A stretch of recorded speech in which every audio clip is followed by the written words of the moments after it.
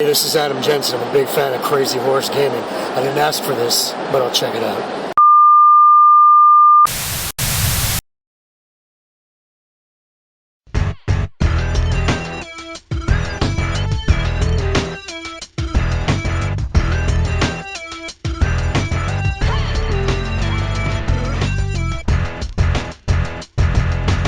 Hello and welcome to the March, I to think then, edition of Crazy Horse Cast.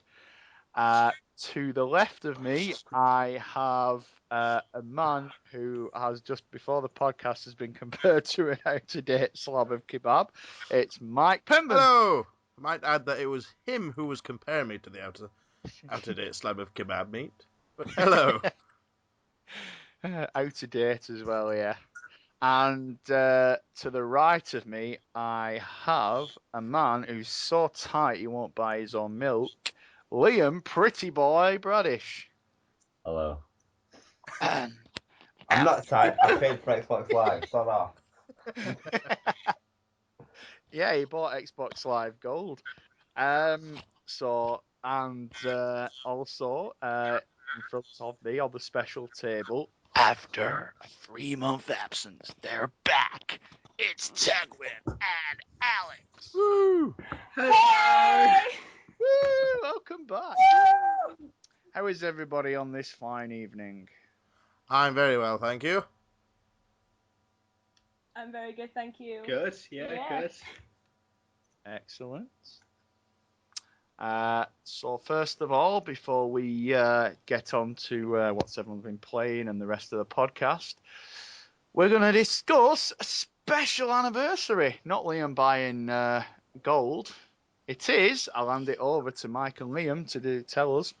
It is our very first birthday. Woo! Oh, yay, go.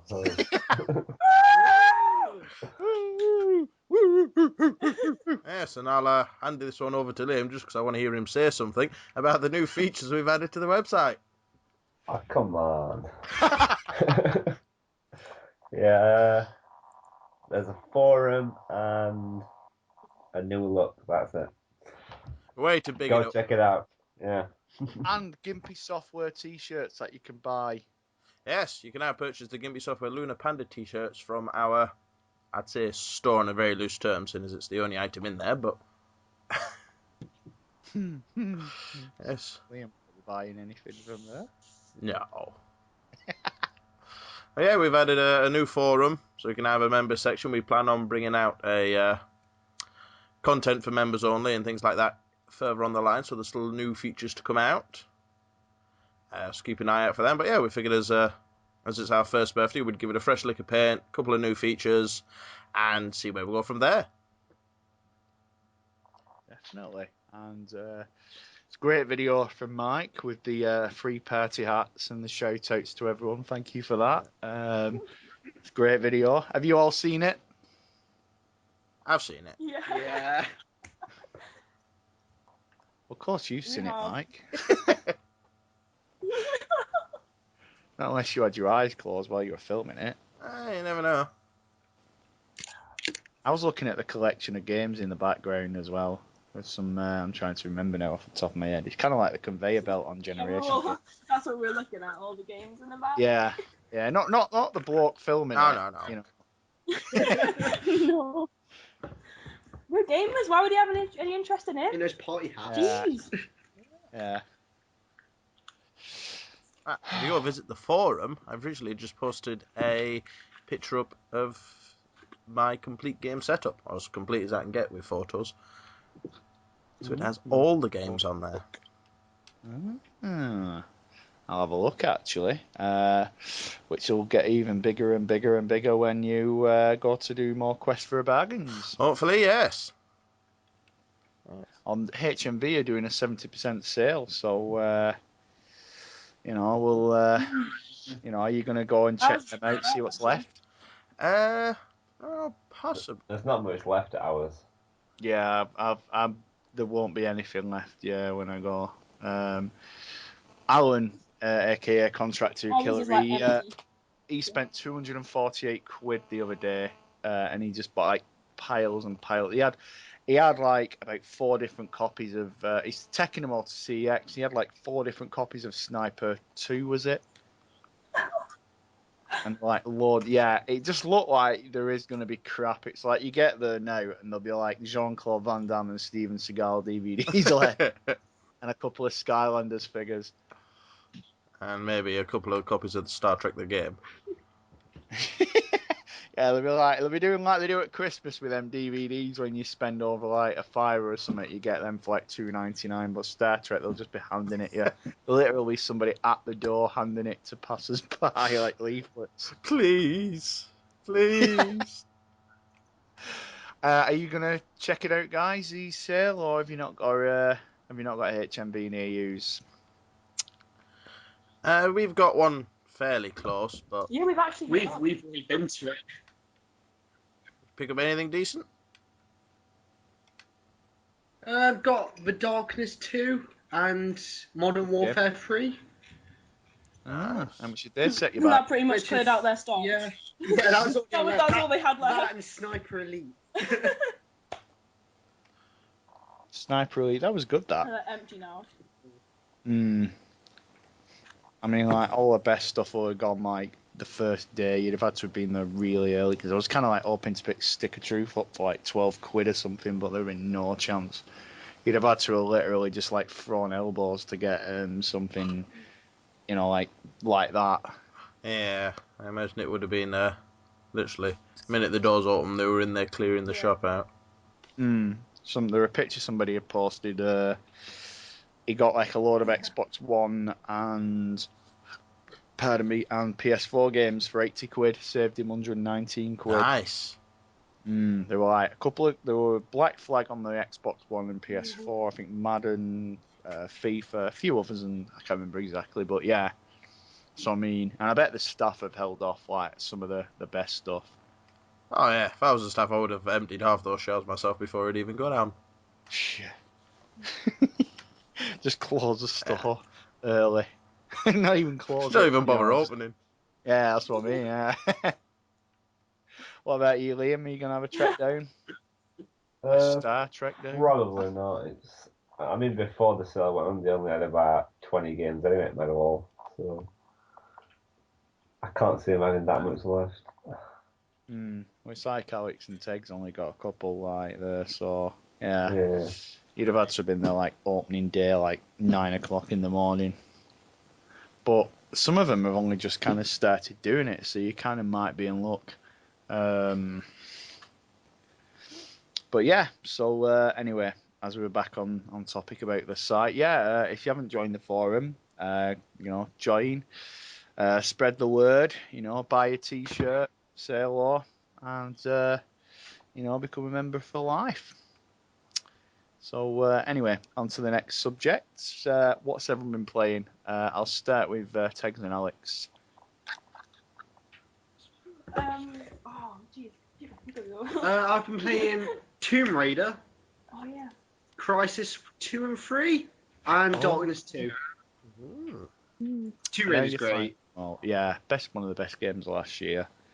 Yeah, I've never really played any of the older Tomb Raiders before, but yeah, I absolutely love that Tomb Raider. It's so good, 100% complete it.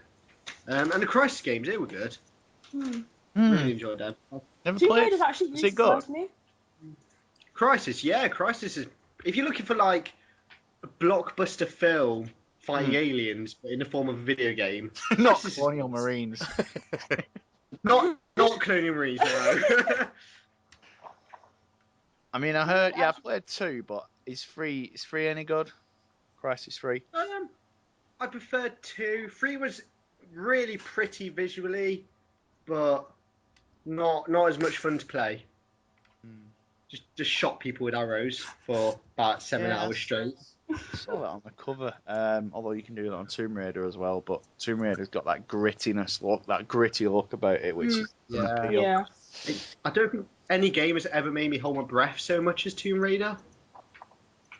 Jumping and it's that whole kind of Lara, going from a frightened young girl to kind of a survivor, and toughening up, and It's one game I haven't picked up yet. I think I'm waiting until I can pick it up on either Xbox One or PS4. The definitive edition. Yeah. It's a shame they didn't release any single player DLC like we said last time. But you know, because it has speak since like obviously we were talking about meeting sales expectations in the last podcast. It has actually apparently met its sales targets. I think thanks to the Xbox One and PS4. So you know that versions that came out. So you know, congrats to them, and obviously it will get a sequel. They are releasing a book that's coming in between the two games as well, which will be an interesting read. Yeah, have they had any Tomb Raider books out before, or? I think they did like graphic Some comics. novels. Hmm. I'm sure I saw a graphic novel, but other than that, not really. No, not off the top of my knowledge. No. That'd be quite interesting to pick up that, I think. Yeah, because if it bridges the gap between the first two the first two games, then yeah, and it's written by the woman who wrote Tomb Raider, and he's writing the sequel. So obviously she'll know, like Karen Travis with the Gears of War novels, you know, she'll know exactly how to write it. Yeah, I think that's always a step in the right direction where they actually get the story writers for the games to do the novels. So, what have you been playing, Mike? Fable Anniversary, South Park: The Stick of Truth. I had a little mess around with the Titanfall and the Elder Scrolls betas. Recoil Recoil. and the other Let's Plays, William, as well. What's been the highlight out of everything you've played? Titanfall or? Well, I was going to say Recoil, but I think at a push, I suppose it'd have to be at the moment the South Park game. I'm hearing good things about it. Aren't there 3 difficulty settings on it? Yeah, you got an easy, medium, and hard. Right, I thought it would get progressively difficult as it went along. Right. I've heard about the humour and I've seen some of the like disgusting moments in it, like on YouTube. You know, on the censorship screen as well. You know, obviously. Do you think they should have cut those stuff from what you've seen described? Or In my opinion, I think the censorship screen makes it worse. I just like the fact that rather than actually showing the act, they've just put like a graphic description of what's happening. And I think that's more funny than what they would if they actually just showed the act itself. I mean, nobody's gonna play it if they not censored it and go, oh, I tell you what, I'm actually gonna copy Randy Marsh and perform an abortion. You know, that's what doesn't make sense. I mean, I've seen a clip. I don't want to give away too many spoilers for anyone who hasn't played it, but there's a scene in the hospital where Khloe Kardashian, you have to fight Khloe Kardashian's giant aborted baby, and it's got a swastika on its arm. Yeah. And I'm like, that's not been censored, whereas getting anally probed is. Well, you know, it's a touchy subject, anal probing. No, near as touchy as Nazi fetuses and... Nazi zombies are on it as well. Oh, yeah. And I know there's apparently a scene where you have to go inside Mr. Slave's anal canal as well. I haven't got to that bit yet. Spoiler alert. Hashtag spoiler. We will now to this game. What? Just because you can go inside a gay man's ass? Sweet. Exactly. How does it play though? Is Yeah. it? I know it's turn based, but is it easy? Is it quite easy to get to grips to? Is it difficult? What? It's easy to get to grips to. It's not there's not like a steep learning curve or anything like that. I know Liam was complaining the other day. You think it's a bit too easy, don't you? Yeah, I mean, things like health regeneration out of battle. The attacks are overpowered. It seems to throw too much experience points at you at once. Quite crap. But you see, I'm of the other end where there has been a couple of fights that I've bumped into where I do tend to have a slight struggle sort of thing. I think that way. I think there are still some challenging parts in the game. Well, I probably played it in the wrong order. I did everything, and then I went back and like fought Al Gore and people like that. Or Manbear Pig. Man Bear Pig, yeah. Yeah, I mean, does it represent good value for money? Because I've heard it's only like 12 hours long. Well, I didn't really pay for mine, so I can't comment on that one, since I borrowed it. But Yeah, it's definitely worth buying. I might pick it up tomorrow, actually. I really, really want to play. I mean, I'm away this weekend, but yeah, well, the weekend just gone, technically, if you're watching this next week. But yeah, it does. It's just one of them, and I wasn't really that kind of. I like that it's got Matt and Trey on board. You know, they've always said that, you know, they've never wanted to put the name to us. Like the South Park games in the 90s, they hated them.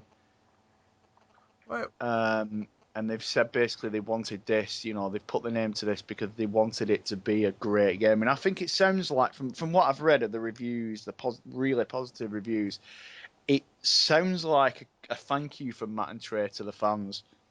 yeah, because I think they've been involved from the get go with this one, haven't they?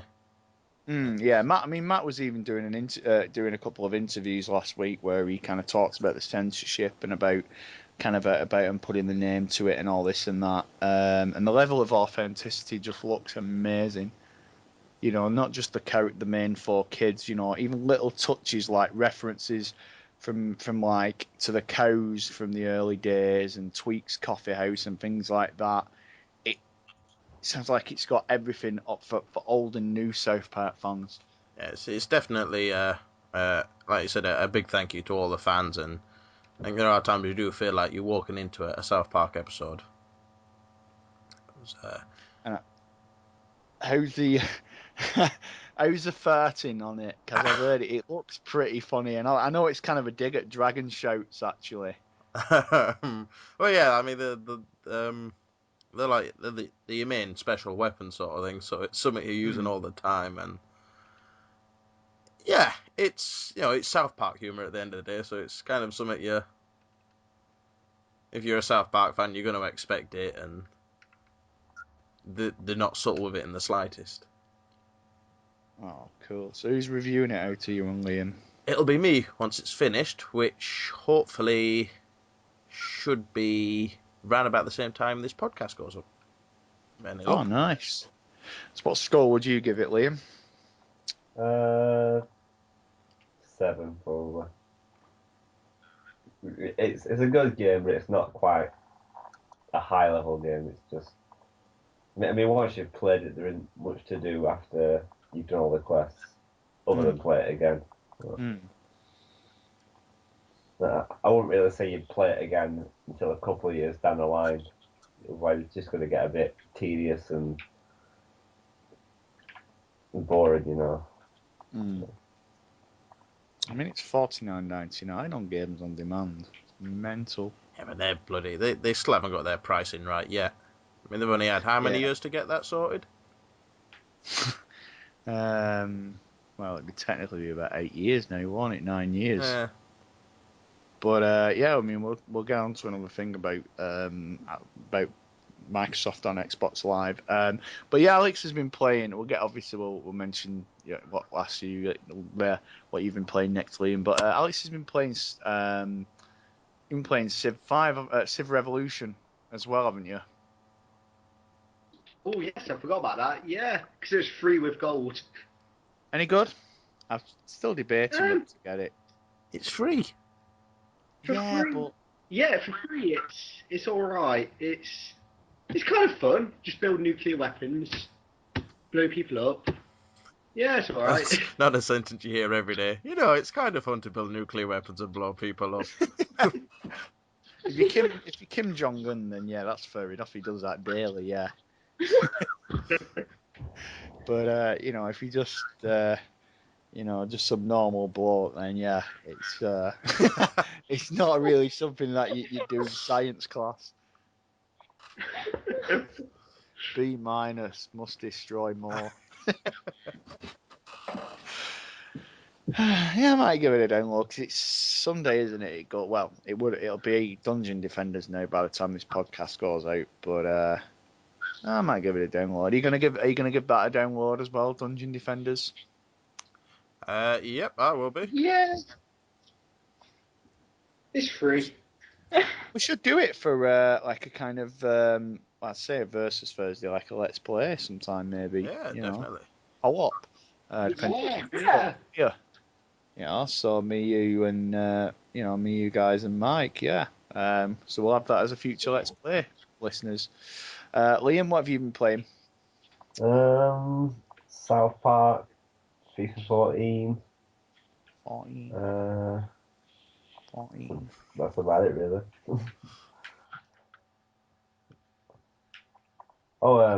Devil Inside on PC. I don't know if you saw my throwback for it. Yeah, I saw that. Are you getting Dark Souls 2 this week? Yeah, definitely. Well, last week technically now by the time this goes out, but yeah. Yeah. I'm hoping it's going to be good. I've heard kind of mixed things. Supposedly, it's like some of the fans are saying like it's apparently going to be a bit of a letdown, but the reviews are kind of mixed about it. It's not quite as kind of good as the first one. Yeah. Well, from what I've read, it's a lot easier. It's not. That's what I'm saying. It's not. What, have you played it? Yeah. Well, I say that the 20 minutes I played, where I must have died about 15 times. I wouldn't say it's any easier than Dark Souls. But that could just me being shit at Dark Souls. Yeah. Yeah, because sorry, go on. One of the things I read was that there's no respawning enemies on this one. So once they're dead sort of thing. But saying that, if you die and you go back to the checkpoint, you've still got those enemies to go through again. Yeah. Have you not been playing The Last of Us Left Behind as well? I've not bought it yet. I'm kind of hoping it comes out on PS4. Oh. Whether it will or not, doesn't matter. Yeah, I doubt they will. No, I mean, because they're talking about the Last of Us movie, aren't they? And apparently, the creator of the game today has said that it's going to be kind of an adaptation of the game. Isn't Sam Raimi supposed to be directing it as well? Who? Sam Raimi. Well, I've heard Neil Blomkamp as well, who was supposedly doing the director of District 9, who's supposed to be doing the Halo movie. He's been kind of tied to it as well, supposedly. His name's been linked. Yeah, Sam Raimi, I think he'd do a good job. And I think Gerard Butler and Ellen Page would be really good, kind of Joel and Ellie. I don't think Ellen Page would do it though, because I think she's annoyed that they used her likeness for the game. Yeah, why didn't they use her voice? Because obviously I was talking to a mate about it at work, because the BAFTAs were, last night at the time of recording, and it won a fair few awards, and the best voice actress was the girl who plays Ellie. The award for best kind of acting, voice acting. Why didn't they use her voice, Ellen Page? From what I understand, she was doing Beyond Two Souls at the time. So why did they use her likeness then? Surely she could have sued them. Well, the original character that they created looked more like her, and then they changed it ever so slightly. Kind of like Jean Reno in Onimusha 3. Yeah. It's because they didn't want to get sued, I'm guessing. But supposedly she's not happy about it. Yeah, I kind of read rumblings, but so she probably won't do the movie then, yeah. I imagine it's a case of if they can actually prove whether they used any actual reference images of her to create the character, whether they'd actually have a case or not to sue, I reckon. Yeah, Naughty Dog will be scrambling to delete the code now that they've got on all the systems. Sure, all those illegally taken pictures of her are taken off the whiteboards and. Yeah, we were actually aiming to. They're actually Scarlett Johansson. Honest.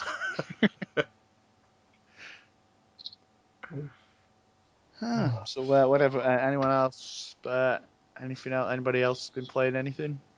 Like I say, I played the Titanfall and the Elder Scrolls betas over the last couple of weeks. How was Elder Scrolls? I mean, I loved your Titanfall video. That was amazing. And are you picking that up this week? It Is it this week? should be in the post now. Yeah. Ah. As should Dark Souls 2. You hope. I hope. Mm. Well, I know Titanfall's in the post. Like Dark Souls. Have you seen the Titanfall, whatever? I can't remember what the collector's edition I think it's called. Have you seen the size of it? Is it some kind of silly, huge statue or something? Oh yeah, it's like it. Massive. It's massive. Yeah, if you Francis, well, his real name's Stephen, but Francis, aka Buggy, aka Stephen. He's unboxed it. I was watching the video before, funnily enough, and yeah, he sat behind this table and they sent it him, and it's a box in a box in a box. That's how it was. It was packaged, and he took it out, and literally, I kid you not, yeah, it's like. It is. I mean, you think the Gears of War statue and the Skyrim statues were huge. No, this is like it's massive. I mean, it's like it really is big. It was like quite pot. They were. I mean, it's that big on IGN today. There were a video about them saying, could people actually fit inside the box? That's how big it is. Could you fit a human in the box? And should we try? Yeah, knowing IGN they would. But the thing is, it's so heartbreaking watching IGN unbox. Have you ever watched them? They handle them like an excited child at Christmas. It's heartbreaking to see them just ripping the box and all that. It's like, this is a collector's edition. You should be handling it with care. Sit there screaming, but you're devaluing it. Stop. Yeah. You're checking it out of his packaging like Andy at the end of the 40-year-old virgin. With his figures. Yeah. But so Titanfall, yeah, Dark Souls 2. You're going to get a couple of Let's Plays up, well, if you dare, of Dark Souls 2. Maybe. I might just leave that one to Liam. You're a pal. What do you think, Liam? You up for a Dark Souls? Yeah, why not? There we are. If I can do it. Sweet. And as for the Elder Scrolls Online, the reason I haven't done any videos of that is because my graphics card was a big pile of crap and wouldn't play at any decent resolution. So that forced me to go out and pick up a new graphics card. Oh, nice. Just in... Has that changed it any more? Is that done any? Is that Well, the beta was over by the time the graphics card arrived. But there is at the time of this recording, there is a new beta kicking in on the Friday, so I'll be getting some footage of that. Oh, nice. Yeah, I'm looking forward to seeing that. And supposedly there's been a screenshot leaked of a Watch Dogs closed beta as well. I haven't heard anything about that. All I've heard is the big hoo-ha about how shit Watch Dogs looked at apparently they downgraded graphics in C3. Yeah, some silly new advert they released or something, and it just showed that the game footage didn't look half as good as the E3 press release.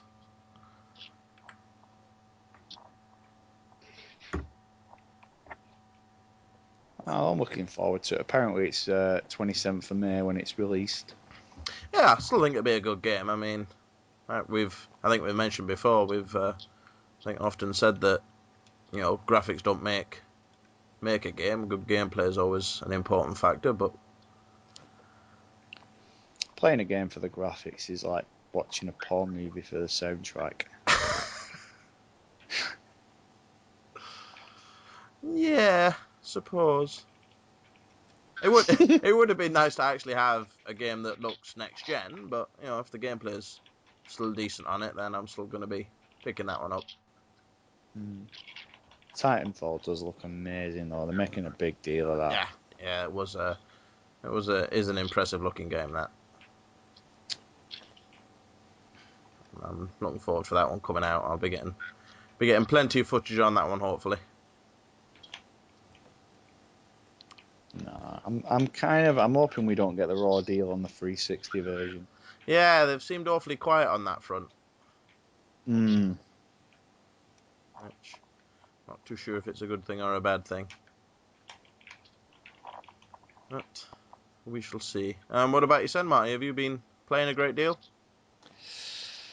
Yeah, well, I'm just trying to get through a lot of the backlog, really, kind of cutting it down.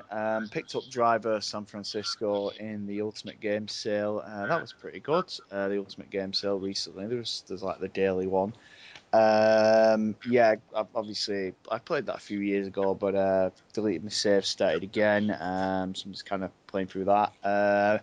Fable Anniversary as well. Finished and traded that last week. Absolutely beautiful. Really enjoyed every second. Again, it brought back so many memories, and it was fantastic that they'd put the lost chapters in there as well. I thought they were going to release that as DLC at some point, and to be honest, I wouldn't have blamed them if they had. Just finished Assassin's Creed Liberation HD this morning. Got both endings. Nice. And The Walking Dead, got that last week and finished it. Walking Dead season 2, episode 2.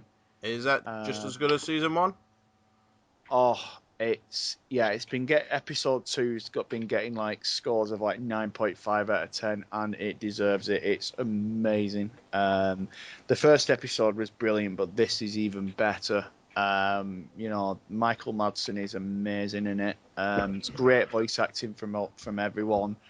Great phenomenal writing, and the choices are brutal. It's like, you think the first season was hard. This is a lot harder. I definitely think this is kind of, or even on a par with season 1. Yeah, it's amazing. And obviously I just can't wait for episode 3 now. Yeah, definitely. If you love The Walking Dead, you've got to get them. You've got to play the first 2 episodes. You owe it to yourself. They are brilliant. Any of you guys going to get them? I'll probably pick them up when they've all been released. Like the one they released with the first season. Yeah, it's got nothing to do with actually paying. I'm quite happy to pay the full price for them. It's just I'm impatient. I'll finish one episode and then want the other one straight after. Yeah, why don't you get the season pass and then you can because you'll save. When they all come out, you'll have saved £4. I know it's not a lot of money, but still, True, but I've still got to wait for them to be released then, haven't I? So I'd play one episode and still be sat there waiting. Yeah, because there's a Wolf Among Us episode 3 next, and then it'll be The Walking Dead and so on and so on. Are you going to get them, Tegs, Alex? Eventually, I think. I mean, I loved the first season, but I think I'm going to wait to get the second season. You're not getting Should have 400 come down the days? price a bit. Well, they usually I've not got sales. that yet. I completely forgot about that. I'll get the full second season. Yeah, get 400 days because you'll need to recognise the characters in season 2. But yeah, they did in the Ultimate Game Sale. Episode 1 was 79p of The Walking Dead of season 2. Should have really messaged you all about that. Yeah, that was a good sale. But yeah, other than that, I don't think a lot. I just kind of this, that, and the other really. A bit of Ghostbusters the other night. Oh, yeah. But trying to focus on getting the backlog down. Like I say, so just really Liberation HD, Fable like yourself, and Walking Dead. Because I really want Stick of Truth, but might have to wait for that. Somebody won't lend it me. Yeah, I'll tell him when I get to work. You bastard. Liam's got it and all, but he's got it on the PS3. Oh, shit. A proper console.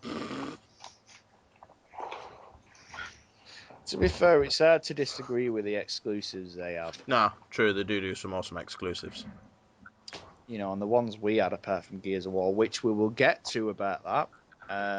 You know, obviously went to bloody PS3 with the BioShock games and Mass Effect games. Not only PS3, but they also ended up on the Wii U, didn't they? Mass Effect 3. And I don't think BioShock went on the Wii No, U. I think that's still. I think that's the only one it's not been on, isn't it? I think it's been out on PC and PlayStation.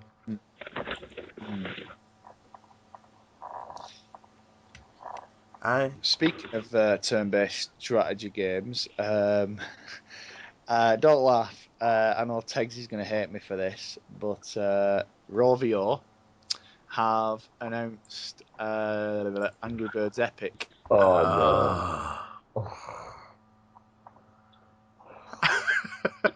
Yep, it's a Yeah. don't know how much it's going to be, but yeah, it's coming out this week in Australia as like a kind of a tester, but you know, yeah, it comes out for the phones later in the year. What's that? What Tegs? What? You can't scoff at me. She can. Angry Birds. Do you know what the I thing kinda is? can. It's just gonna be like. It's gonna be the same. I think Oh, They're so- good. Oh they're no, but no. It's just gonna be games. any old It's gonna be any old strategy game, and then there's gonna be Angry Bird characters in there. They're just gonna put some Angry Bird characters in there, then be like, oh, Angry Bird, instant fan base, without any having to put any effort in. It's gonna be crap. I think they'll put effort in. you don't like Angry Birds. No. do you? But they're good games. That's the thing. People diss them, but they're not. They're actually well thought out games. You know, they don't just milk. I mean, I don't think they really milk that franchise because they do put a lot of thought into their games. The level designs are amazing. How they can still support the first game, for example. You know, obviously we've had this discussion before. Oh, Loco Cycle as well. Forgot I've been playing that as well. 400G that was a good game. Enjoy Local Cycle. Yeah, did you 400G it, Mike? I don't think I have yet. I love the little references in there as well. They were pretty cool. And the voice acting and things like that, yeah. James Gunn, who's directing Guardians of the Galaxy, was in the cutscenes. Yes, he was, wasn't he? And Lloyd Kaufman as well. Trauma films. But yeah, so yeah, that as well, that was brilliant. But yeah, going back, Angry Birds Epic, that's coming out, and there's one they've announced, one called Stella, which isn't, it's apparently a new cast of birds, and I don't know what kind of game it is, but you know, so they're still kind of, you know, they're still keeping the Angry Birds, you know, machine going. Anyway, so yeah, going to the next story, as I mentioned about Gears of War. Recently Microsoft have basically bought Epic Games, haven't they? And they're releasing Gears of War now as exclusives. I'd heard they bought the Gears of War franchise. Well, yeah, they've basically bought the Gears. Yeah, it's going to be an exclusive for the Xbox One. Yeah, so not a great deal's going to change then. I don't, can't remember the name of the studio that's taking it on now. Oh, Is it Black Summit or other studios? Black Tusk. Oh, that's the one. that's it. Yeah, Black Tusk. yeah. Black Tusk. Black Tusk, that's the one. Yeah. But, yeah, I mean, to be fair, I think they did a good job with the way they handled Halo, giving that its own studio, and I think they'll do just as good job assigning a studio to deal solely with the Gears of War franchise. Yeah, I mean, I don't think they'll just churn another Gears of War just for the sake of it. They will give it some kind of, you know, they want to. They've already said. I mean, Rod Ferguson's back on board, which we will get to his previous another story about his previous employers in a minute. But yeah, Rob Ferguson's back on board, and they've said basically, Epic have said they're not just going to churn it out just for the sake of it. They really want to kind of breathe new life into the franchise again. You know, they want to make it great again. What made it great in the first place? Yeah. See, I can't say it's a huge surprise to me. I don't think there was any way in hell that Microsoft were going to let anybody other than them have Gears of War. I mean, it's nice. one of the biggest exclusives for them at the moment. But Definitely. it will be good to see some fresh life breathed into it. Yeah, because Judgment was, you know, it had its moments, but it was a bit stale by that point. They were kind of flogging that dead horse, you know, and obviously getting on to flogging a dead horse. Apparently, High Moon Studios have been announced recently as they're working on the Xbox 360 and PlayStation 3 versions of supposedly of Call of Duty. Whereas Sledgehammer Games have announced that it's now going to be on a 3-year cycle, and they're going to be the third developer working on it. So it's not just going to be Infinity Ward, Treyarch, etc., etc. Is this And the them rumor trying to bring something fresh to the franchise, or? possibly. Well, High Moon Studios are looking at, you know, they did a great game in Deadpool, absolutely fantastic if you ever get the chance. And they do the Transformers games as well. But yeah, I think they've said, High Moon, that they're supposedly they are going to kind of try and keep it, you know, breathe new life into the 360 version and the PS3. And Sledgehammer, yeah, I think it will kind of mix it up a bit. You know, the first title they're supposedly working on is Modern Warfare 4. But yeah, you know, it may breathe new life into it. It means they get an extra year to work on it. You know, like Infinity Ward will get an extra 2 years, etc., etc. And yeah, you know, so if it means, you know, obviously Battlefield, as Liam was saying in the last podcast, has kind of took over it. So you know, if it can kind of revolutionise the franchise again, like we mentioned about Gears of War, then good, so be it. Yeah, it'd be nice to see something different done with it, I think. Yeah. And Thoughts? we got somebody yawning in the background, so I wonder if that's their thoughts on the Call of Duty franchise. That was me. Anyone else? Yeah, I think the extra year each studio should have in development time will hopefully make a difference to Call of Duty or the quality of each title Well, yeah. for a better game. Yeah, definitely. Hopefully. Which you've just reminded me there, and all was at the announcement that Batman are looking, or the Warner Bros. Are looking to adopt a similar kind of timescale for Batman now, aren't they? They're looking to go for like two separate studios with a year apart sort of thing. I don't think they should. No. I think once Rocksteady are done with Arkham Knight, which I think we were all talking about before, that we're all excited about, they should end it. You know, that's it. There shouldn't be any more Batman games for a while. You know, Sorry, go on. What were you saying, Alex? What's your thoughts on it? Yeah, I don't think they should adopt a yearly plan. I just don't think it'll work yet, but I just don't think it'll work out if you've got a Batman game every year on it. Yeah, I mean, you know, like a lot of people weren't keen on Arkham Origins. It was a good game. Really enjoyed it. Completed that. You know, of a month, and you know, Troy Baker and Roger Craig Smith were absolutely phenomenal as the Joker and Batman. Troy Baker was Joel in The Last of Us. Yeah, but the Batman, I mean, the thing is, Arkham Asylum was groundbreaking. You know, it wasn't, you know, Rocksteady came along and they revolutionised the superhero genre. And, you know, you don't want to milk it. I'd love a Batman game a lot, but, you know, it's a franchise you don't, you look at Joel Schumacher, with his movies, and it's like he just, he just really kind of pandered to the studios, and you don't want the Batman game, and look how they turned out, and you don't want the Batman games to turn out like that.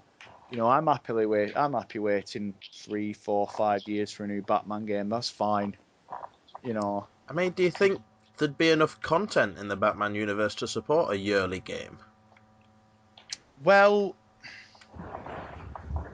it's like Yahtzee mentioned in the review for Arkham Origins. He was saying like you couldn't drag back like the Scarecrow and Bait. Well, you couldn't drag back a lot of the same characters. So basically, they were using like Copperhead and Firefly characters. You'd have to Google unless you really knew the Batman universe. And that's why I think with Arkham Knight being the last game, they're kind of bringing all of them back for one last game. And that's it, Joker. And I think that's how they should do it. Like you say, yeah, they couldn't. How would they use the same guys over and over again? It seemed threatening. They wouldn't, I mean, it was great that, spoiler alert, the Joker died in Arkham City, because, obviously it meant, as much as you'd love to see the Joker a lot because he is Batman's kind of main enemy, you also don't want to kind of just have him where he's like, he's not that big a threat to him, He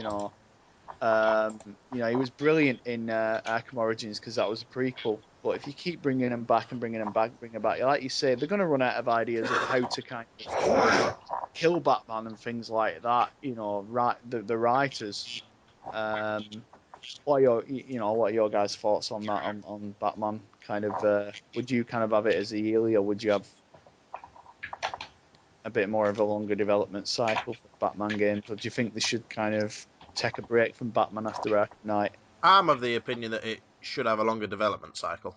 I don't think, like you were saying, there's enough well-known characters there to justify a yearly release.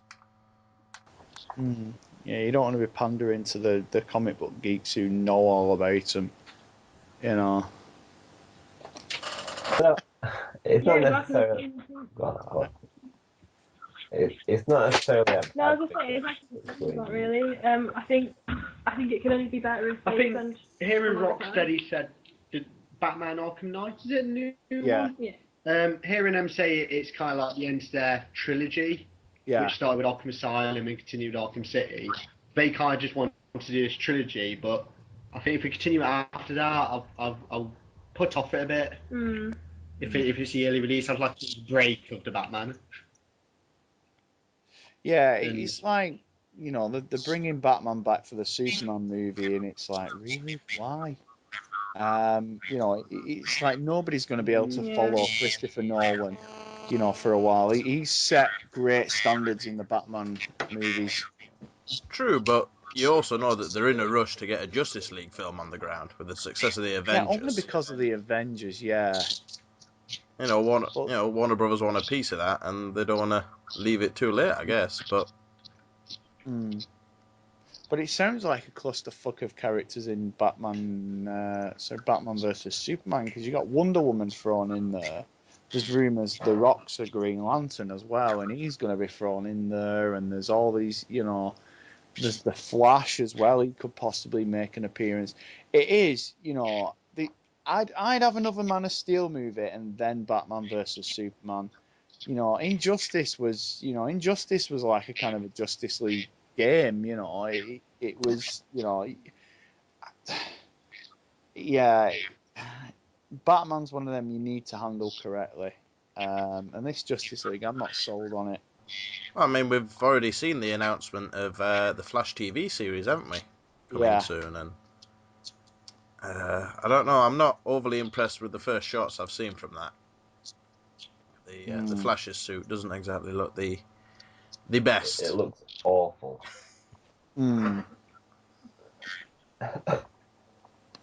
But like I say, it's ever since the success of the Avengers, I think everybody's rushing to try and get their version of it out now, aren't they? Yeah, but the difference is Marvel actually have built, they've given the characters their stories, and they've not just gone right. Here's, Joss Whedon's not just thrown together, all of them and then gone, here you go. Here's Iron Man, here's the Hulk, here's Thor, here's Captain America, yada yada yada. It's like he's actually giving them stories to kind of build up to the Avengers. This DC movie, it's like, the Batman versus Superman. Nobody wants it. Everyone, I think, most people just happily have, Man of Steel 2, and then maybe possibly have, maybe, I don't know, have Batman have his own movie or something, or even Batman versus Superman after. But yeah, if it's not handled correctly, the DC fans were not stupid. They will see through it, Yeah, I agree with you that it's not something that should be rushed or Mm. just pushed out for the sake of it. I think it is something they need to spend the time on. But I mean, me and Liam were saying the other day that we reckon the guys who did the release advert for the new Batman game should probably use the same visual style and graphics to make maybe an animated movie. Well, they do a lot of kind of Batman movies, like animated, yeah. But that I know animation what they you used for mean. the new game looked awesome. Yeah. I mean, well, that's what they're saying. That's why it won't come out on the 360 and the PS3, because it is built for the new consoles, and it's supposed to be huge. It's, did you read all the details? Yeah, Liam was reading them out to me the other day. I mean, it's like they've got all the bad guys back together for one final night and things like that, and it's like there's another what was it, there's a new Batman, isn't there, on like kind of not a clone, but somebody who's trying to copy him. I think it's called the Knight or It's something, the the Arkham Knight. Yeah. And he's kind of he's like Batman's kind of equal, because that was a disappointing thing about Arkham Origins. Bane was there, and but in the Arkham trilogy, it was like Bane supposedly, he's in the history of like the graphic novels and the comics and things like that, Bane's always been Batman's kind of intellectual equal. He's always been but he's not just a big guy. He's not just this kind of huge muscular monster. He's actually such an intellectual character, and they wrote him like, you remember him in Batman and Robin. Yeah. Unfortunately, yeah.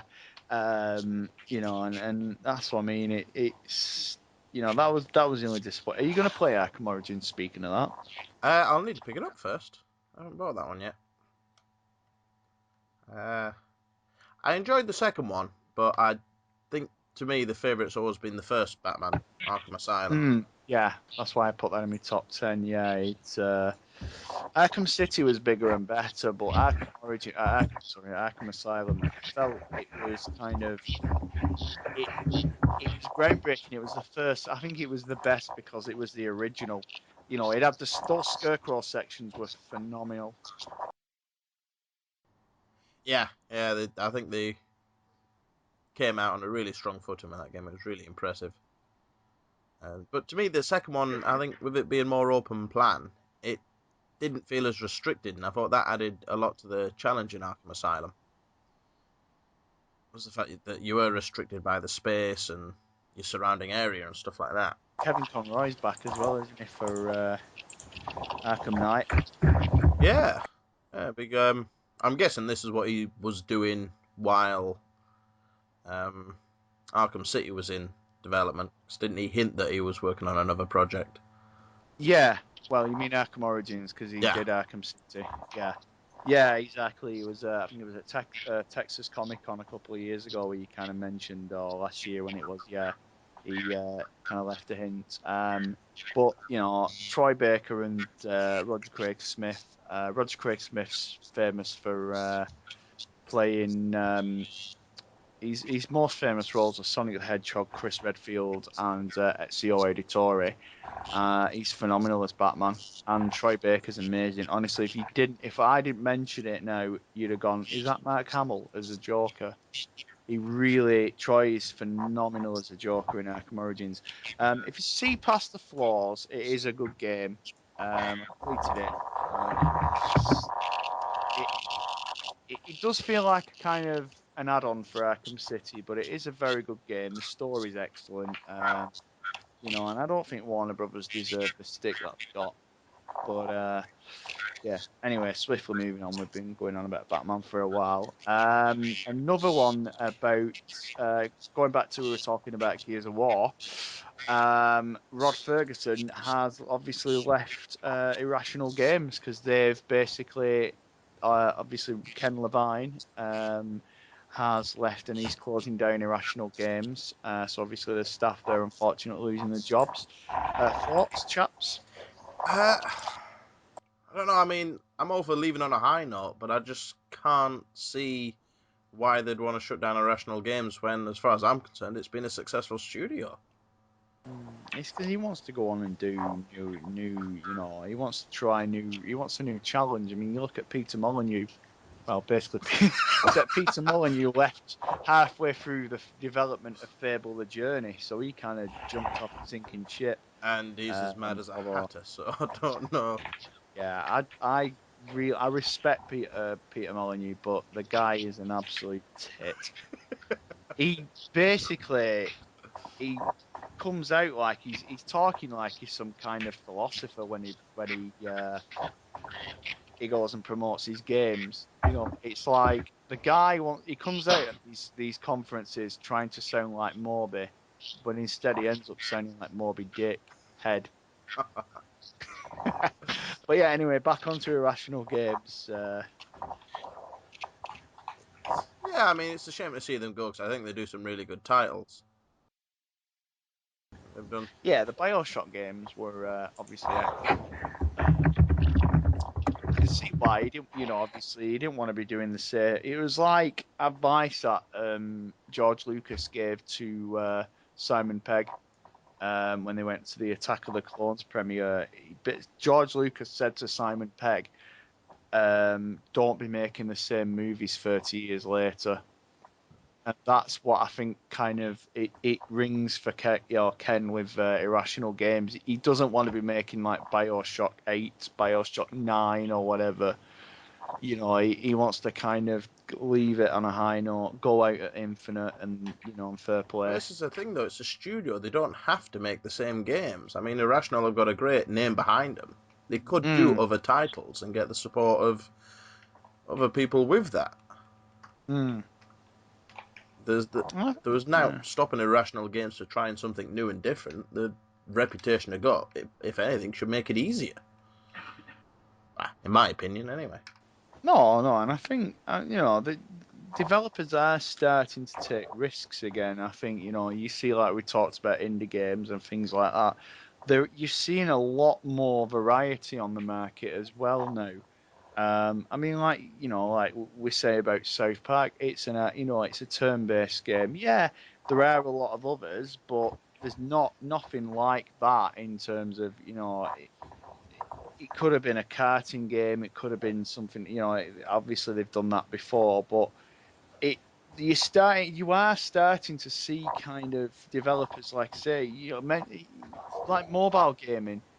There's a lot there's a lot like that where developers are starting to kind of try something new. I know you get a lot of clones on there as well, like Candy Crush Saga, which we will get to in a minute because it's fucking ridiculous.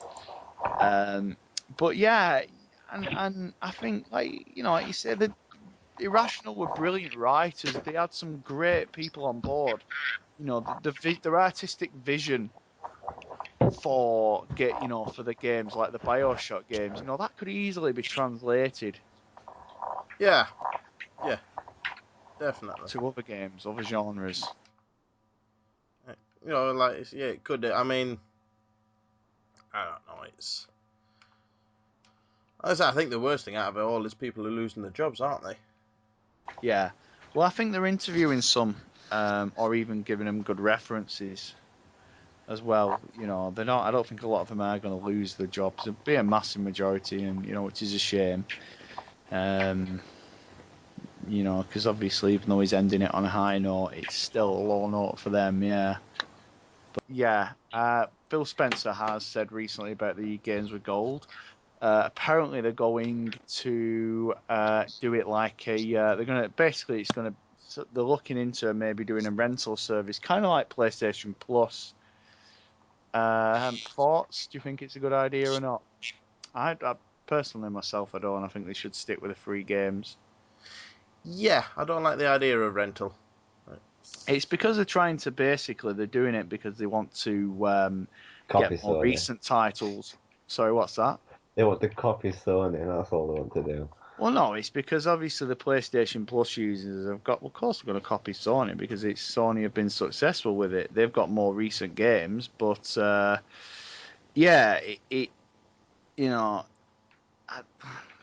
Sony have got their own plan, but no, I think they should stick with the free games. Yeah, I don't think renting them's a decent idea at all. It just seems No. cheap and nasty.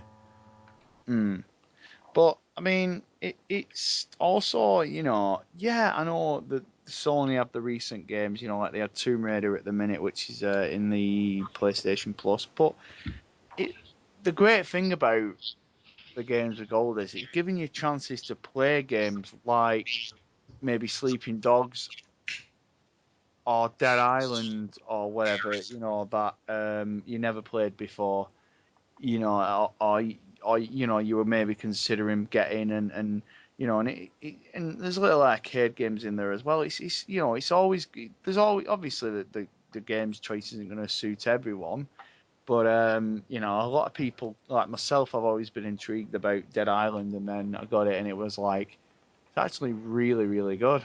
Really enjoyable in co-op. Yeah, see, I think, especially, like I said, with that platform, I think it's a great introduction to things like indie games as well.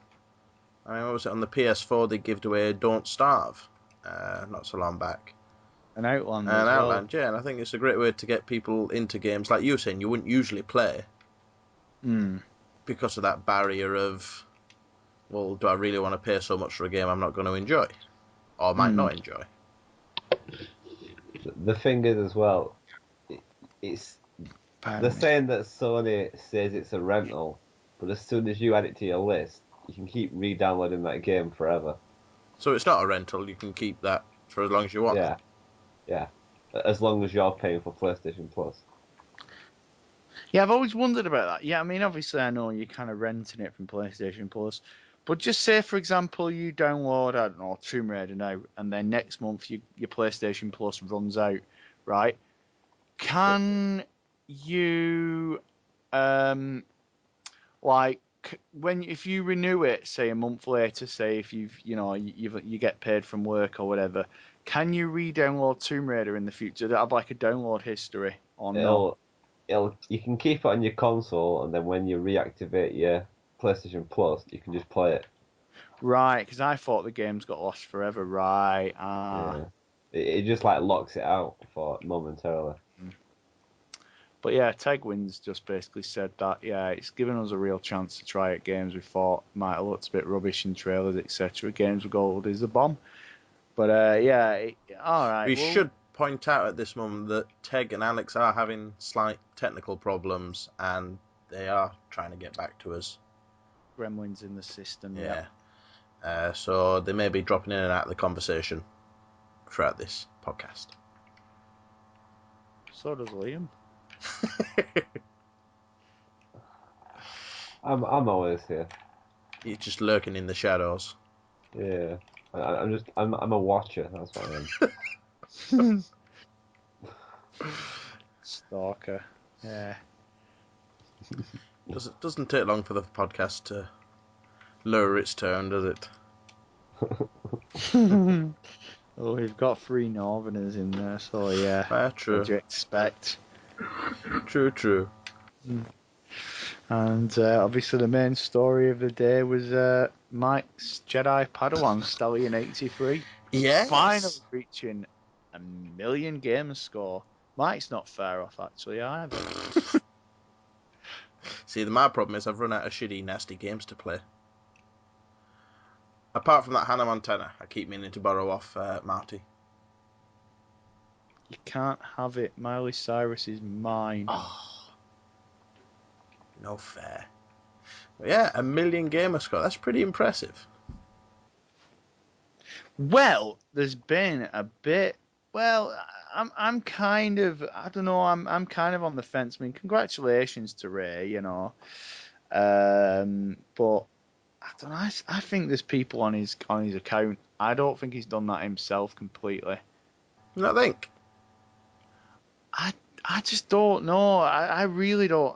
I'm kind of on the fence about it. I mean, yeah, fair enough. It's a living and whatnot. He's made out of it, but I don't know. I'm just kind of. I know he has had a lot of friends boost for him, but I'm pretty sure. I'm sure he's. I mean, I don't know how he's had the time to do. You know, he plays games from like. He plays the same games from other regions. I mean, there's a lot. You know, I could be wrong, but I don't know. I'm still a bit skeptical about it. What about you, Liam? Personally, I think he's used game saves. And Yeah. So you think he's not done it legally? yeah, it's not legit. There's no way. But then again, No. saying that, surely having this much attention on him would have pointed that out by now. There's still He'll find- time yet. There's still time. Yeah, because apparently it's like somebody was saying. I was reading today. Supposedly he got 1000 G in Tomb Raider in 48 minutes. Really? That's what I was reading today. And there were people. I think they can check when he got his achievements. I mean, a lot of obviously the different time zones and whatnot could vary because he's gone through 5 360s doing it. The funny thing is though, he's not number one in the Xbox One gamer score in the world leaderboard. So he's claiming to have got through games faster, or people are saying he's gotten through games faster than you actually should be able to. Supposedly, but I know a lot of them he's played. You know, he's played like, you know, like he'll played for 3 different versions of Gears of War, for example, and stuff like that. See, I'm an achievement hunter, but to me that just sounds boring. Yeah, and I mean, it's not just that. I mean, yeah, I know you can get mates boosting you, but it's things like the multiplayer achievements. You know, he may have done like he's probably done a lot of double XP weekends, but still, you know, like level 50 achievements, level 100 achievements, they take hours and hours and hours upon. And I mean, how he's maintained a relationship. And his girlfriend's, you know, obviously she's a really attractive woman. You know, fair play to him. He's got it good. You know, he's got a great. You know, he owns his own house. He's made a living from it. But how he's managed to get 1 million gamer score and maintain all that, you know, I mean, I could, you know, I could probably speak for you, mate. I reckon if you know your wife would leave you if you tried it. Yeah. I'm just trying to think how exactly did he make a living from get the achievement hunting? Well, supposedly he gets a lot of revenue, but What, from what YouTube I was videos or? well, yeah, but the thing is, I was reading today. Apparently, though, his YouTube channel his YouTube channel isn't popular enough to kind of to from people working it out. Supposedly, it's not successful enough to make a revenue from. He gets a lot of sponsorship, like he's has a cut in Amazon. I think something like when somebody like orders a product, apparently he gets some kind of cut or something like that. It's he's making his money through gaming. I mean, did you see what he got from Microsoft? This was No. before he got. Well, it's only the employees who got it, but he got a white Xbox One, Oh, which only yeah. Microsoft, and he's also got. I think it was meant to go to Liam, but it's the wrong address. It went to the wrong address. He got a 24 karat gold Xbox Live membership for life. That's pretty impressive. So this fella Yeah. doesn't do reviews or anything. He literally just does like achievement hunting and let's plays. I haven't been on his YouTube channel. He does podcasts as well. On his so we should get him on. Yeah, he does podcasts for his website and things like that. He does like he plays through games as well. Yeah, like he's showing us what he's doing on his, I think it's on his YouTube channel. But he was on Twitch. He's doing a lot on Twitch at the minute. Like that's when he was. It was early hours of this morning. I think it were, and something like, apparently it was something like 80. I think it was 80,000 people or 800,000 people watched him on Twitch this morning playing Titanfall, reaching the million gamer score. But I mean, congratulations to him. You know, I don't want to take anything away from him. I think it's a great milestone. That I don't think anybody's going to reach that for a while. There are people who were close, but If I was Bill Gates, when he got to 999,000, I'd have reset his game so I could do that. That's because you're a nasty troll. yeah. Just to piss him off. What happened if he'd got a 2G achievement for like 997,000, not 999? The thing is, though, the thing that's really, and obviously me and Tegwin, and we were kind of ripping you about it before the December podcast. He's got full gamer score for games like Zumba, but not Skyrim. That's not gaming properly. No, see, I mean, in my defence, granted, yeah, there are some shitty games on my gamer score which I've gone just for the 100, the full 1000G. But at the same time, as an achievement hunter, I kind of consider it getting my money's worth for things like Skyrim and Fallout and. Oh yeah, no, the Skyrim's not an easy 1000G. Oblivion, I do that to get the achievements, but it's also, because in my opinion, I am getting some serious value for money out of that game. Oh yeah, Skyrim's amazing. I'm still playing it. Yeah. I mean, I think with Skyrim, I must have clocked in about 160, 170 hours. I'm still playing it. Yeah, I don't believe it's amazing, absolutely spectacular. Yeah. Oh yeah. You get and the thing is, it requires more than one play. You can, if you want to be evil, you can, if you want to join like the Dark Brotherhood and things like that, you've got to, if you want to do it and you want to be good on one save, like with Fable, you've kind of got to do another game save and play through it and do like all the kind of Thieves Guild and all that, on another save. So yeah, that can add to it as well, to the length of the game. Yeah. It's, a lot of the achievements on Skyrim aren't easy. They are long quests. But that's more the reason. Well, the main reason why I hunt these achievement stuff is because it's a challenge to me. On a lot of them, like I said, the Skyrims and the Fallouts did take time. The Mass Effects did. Granted, there are ones like Avatar which I'll pick up and get because I can. Yes, I am. But yeah, I mean, the million gamer score thing, that's, like I say, if he's done it legitimately, which, I'm not saying he hasn't, that couldn't have left him a great deal of time to do anything else, ever. Yeah. His balls must be huge. Well, he has got a girlfriend, yeah, she's probably kind of a skeleton in the corner now, but, either that or she's shagging his best mate. He won't care. He's upstairs. He's getting. I think he's like sponsored by Microsoft or something. He gets free shit from developers and whatnot. Yeah, he'd definitely be a big. Microsoft will be a big fan of his there. So it'll be some awesome publicity for them as well. I can imagine him sat there in his room, right? And he's got a Microsoft baseball cap, a Microsoft pants, Microsoft top on. Are you sure this person actually exists and it isn't just somebody created by Bill Gates? Yeah, like a Jeanette in a lab, yeah. Like some kind of superhero, yeah. He is Robert Downey Jr. of gaming, yeah. Tony Stark, yeah. Just some kind of creation that they've made in a lab somewhere. Who gets like 1,000 every 3 days or something, yeah. But all joking aside, congratulations on the dude for reaching that. It's a pretty impressive. Yeah, definitely. Your thoughts, Liam? I don't think he's done it legitimately. I mean, I think we worked out earlier. Is it a thousand games? Is it? Yeah. Yeah. But on the same In 8 note, years. So you've got a lot of arcade games in there as well, and yeah, he plays a lot of the mobile games as well, the Windows games. That's where he's got a lot of it as well. Well, I say a lot of it, a little bit of it. but still in 8 years it's doable. I mean, I imagine if you go back now and look at all the achievements you could have got but haven't on all your games total, I imagine that's a pretty impressive score. Or it would be if you'd 100%ed every single game you played. Look.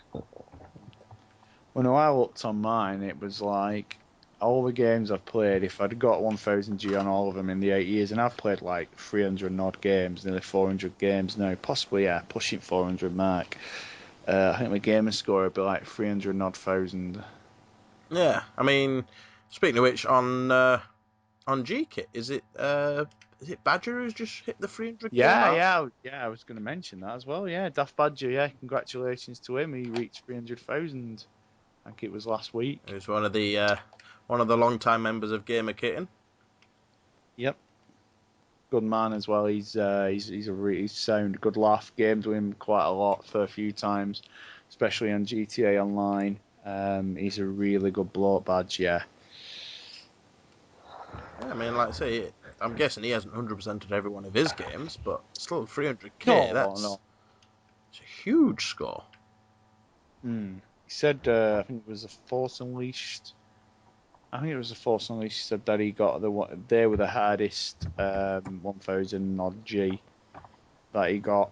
Although Blur as well, I think that was one of his proud. But Star Wars is the proudest.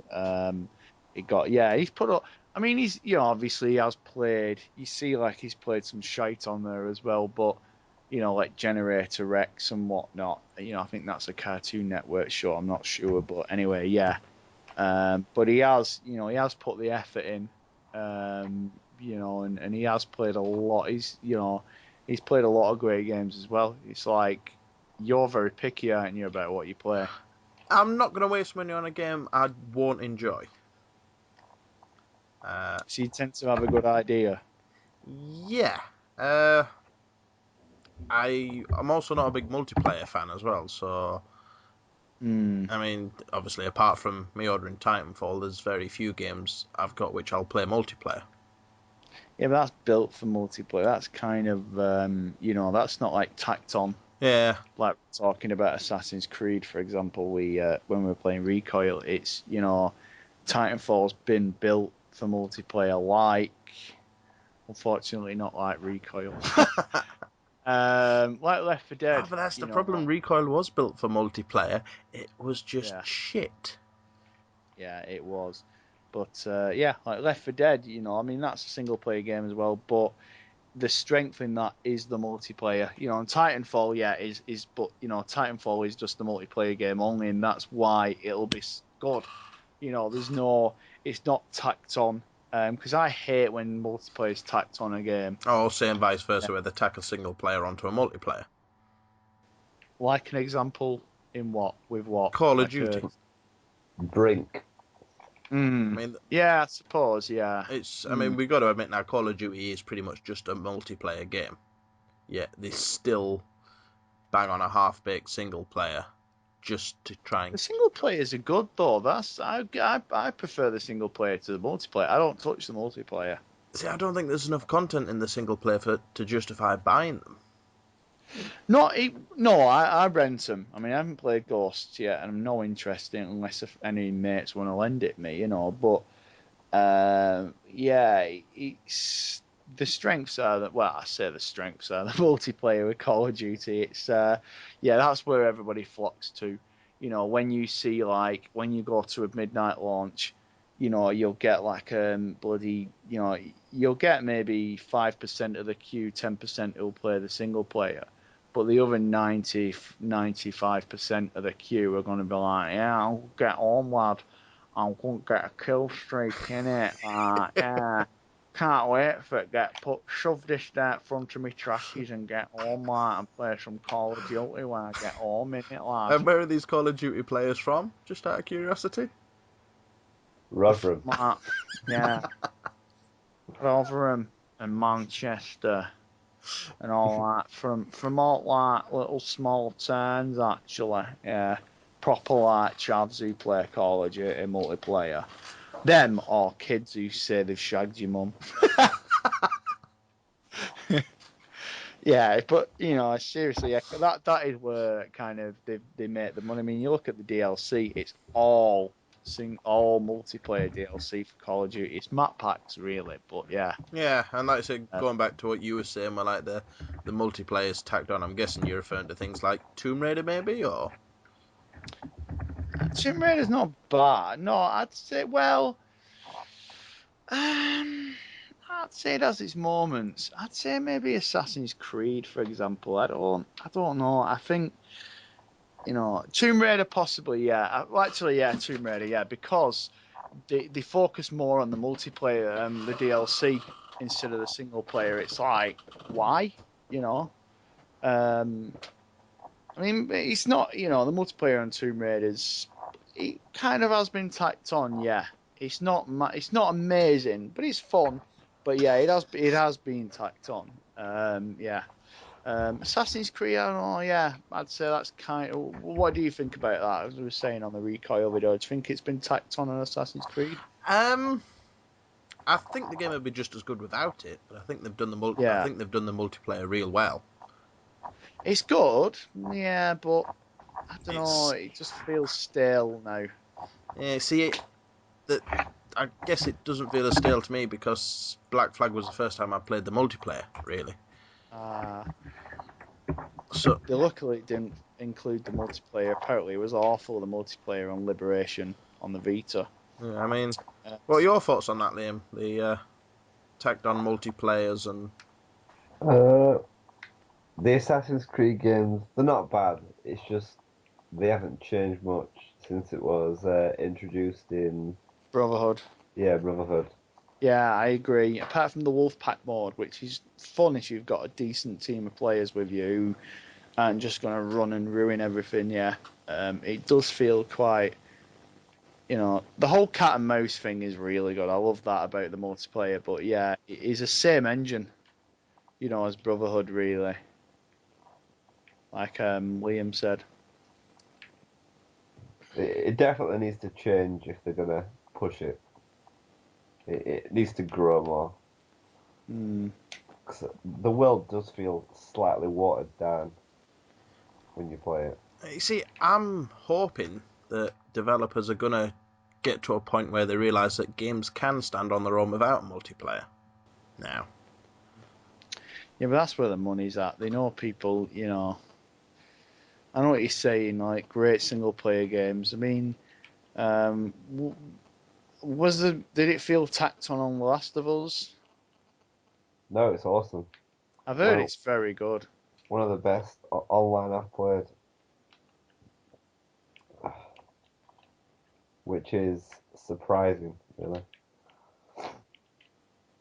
see, I think, like I say, with like recent releases like Fable Anniversary and South Park and stuff like that, thinking maybe developers are starting to twig on that. You can have a successful game without having to tack a multiplayer on, or Are you surprised that South Park didn't have online co-op? Do you think that would have ruined it? I don't think it would have worked. I don't think it would have. I don't know. Do you think it would have worked, Liam, with a co-op mode? Probably not. The gameplay is too simple to incorporate it. I mean, most of the battles you can kill them with what 3 hits, Yeah. so the other person wouldn't really be doing that much, would they? See, I wonder how turn-based combat would work with like. I mean, is there any examples of like turn-based multiplayer co-op combat? Uh, Blitz. Well, no, I was going to say Blitzball on Final Fantasy X. nothing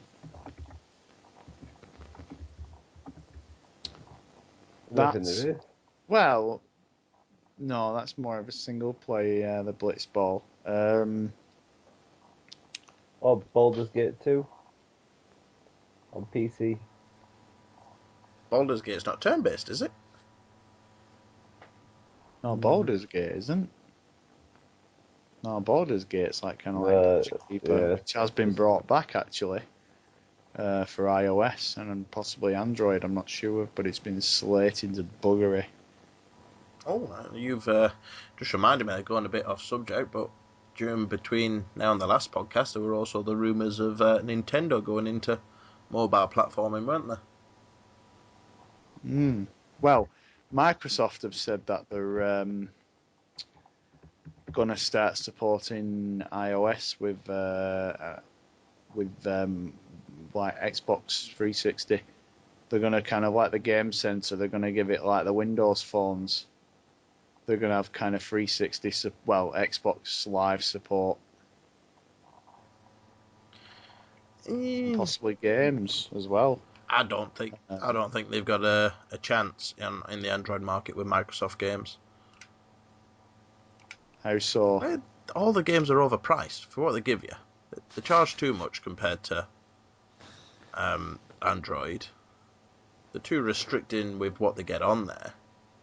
I just don't think there'd be a market for it. I've heard they kind of. I mean, they seem to take a while with the Windows games as well. Getting the like Angry Birds, it's like they kind of have like they've not even got the first kind of Star Wars game on Windows phones yet. I don't think. And I remember buying Angry Birds for my Windows Phone, and I think they were charging £6 for it. Shut Yeah. up. Really? Yep. £6. It's 69p on iOS. I thought it was free on Android. Angry Birds. No, on Windows Phone. Oh right. £6. Shit the bed. 69p on App Store. I'm sure I paid about £6 Score's quid free, for it. but the other. That is mental. That. Same with Final Fantasy. I paid £6 for that as well when I had a Windows Phone. Yeah, the Final Fantasy games are quite expensive on iOS. They're like £6-7, maybe a bit more. Some of I think there's one like £12. Football Manager's £6.99. Yeah. There is a good one if you get it when it comes out. It was nominated last night actually at the BAFTAs. Congratulations to all the winners. But yeah, all well deserved. But Badlands, that is very, very good. If you ever get the chance, it's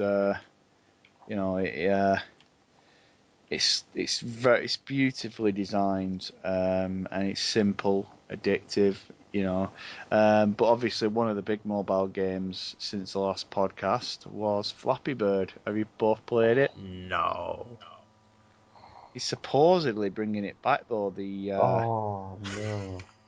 Yeah, but he said this time he's introducing kind of a screen apparently where it's going to say like take a break, because he said that's why he took it off originally, because he said it was supposed to be just a quick 5-minute game, one of them kind of games, but people were like sat there losing kind of bloody hours at a time playing it.